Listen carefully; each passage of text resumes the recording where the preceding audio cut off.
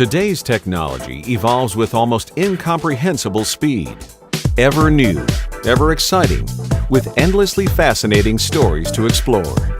Thus the birth of Overexposure.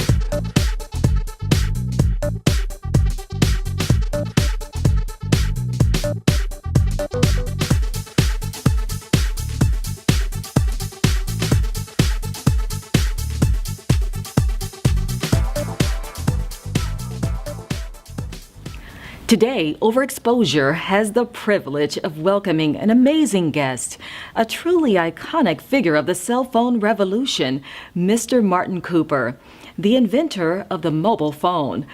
We thought it appropriate to interview him in an atmosphere representative of today's cell phone technology, and USCellular has welcomed us to their headquarters for our interview. We excitedly look forward to getting Mr. Cooper's perspective on the cell phone revolution. Now let's start with a look back at how it all began.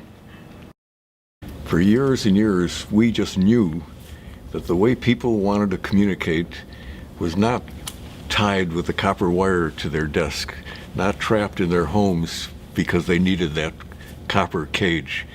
They wanted the freedom to be everywhere. And yet for 110 years, the phone company told us that's the only way to do it. And then the phone company, AT&T, the biggest company in the world, invented a thing called cellular technology. And they came and told us, yes, we are going to free you from that copper wire, but we're going to trap you in your car. Now that's not much of an improvement, is it? And so we decided at that point that we were going to prove to the world that the time was ready to have real personal communications. And we ended up developing the Dynatac phone, and it did in fact take 90 days to produce that. We had been working on that technology for years and years before then. Do you recall your exact words during that historic first handheld mobile phone conversation with your rival Joel Engel over at Bell Labs? Well, yes, I do recall that because it was very important to me. I ought to mention that Joel doesn't remember that at all, and I guess I don't blame him for that.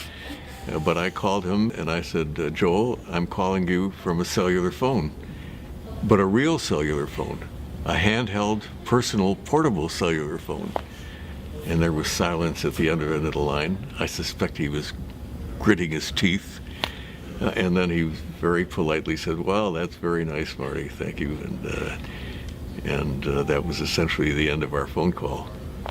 My life has been in personal communications almost forever. It seems like forever, but the job is never done. When we built the first phones, the only application was voice communications, talking, you and I talking together. Would you believe after 37 years, that's still the main application. But there are all kinds of new applications, and sometimes maybe too many.